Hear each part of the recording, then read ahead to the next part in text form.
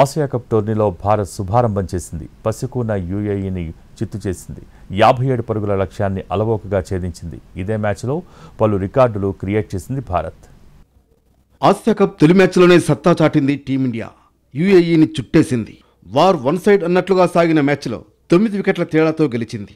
Toss ఓడి ముందుగా బ్యాటింగ్కు దిగిన యూఏఈ భారత బౌలర్ల ధాటికి 13.1 ఓవర్లోనే 57 పరుగులకే కుప్పకూలింది. కనీసం పోటీ ఇవ్వలేకపోయింది. భారత బౌలర్ల మెరుపుల్లాంటి బాల్స్ని ఎదుర్కోలేక స్వల్ప స్కోర్కే చేతులెత్తేసింది.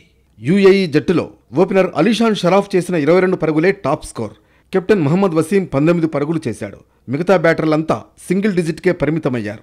తొలి 3 ఓవర్లు దూకుడుగా ఆడిన యూఏఈ బ్యాటర్లు ఆ తర్వాత తేలిపోయారు. భారత బౌలర్లలో కుల్దీప్ యాదవ్ 4 వికెట్లు తీసి యూఏఈని కోలుకోలేని దెబ్బతీశాడు. ఇక శివం దూబే 3, బుమ్రా, అక్షర్ పటేల్, వరుణ్ చక్రవర్తి తలో వికెట్ తీశారు. 4 వికెట్లు తీసిన Kuldeep Yadav player of the మ్యాచ్గా నిలిచాడు. 58 పరుగుల లక్ష్యంతో బ్యాటింగ్ దిగిన భారత్ కేవలం 4.3 ఓవర్లలోనే లక్ష్యాన్ని ఛేదించింది. ఓపెనర్లు అభిషేక్ శర్మ, శుభ్మన్ గిల్ చెలరేగారు. అభిషేక్ శర్మ 16 బంతుల్లో 30 పరుగులు, శుభ్మన్ గిల్ 9 బంతుల్లో 20 రన్స్ చేశారు. ఈ మ్యాచ్లో పలు రికార్డులు నమోదు చేసింది భారత్. కేవలం 27 బాల్స్లోనే టార్గెట్ ఛేదించి సరికొత్త రికార్డు సృష్టించింది. ఇప్పటి వరకు టీ20 క్రికెట్ చరిత్రలోనే ఇదే ఫాస్టెస్ట్ ఛేంజింగ్.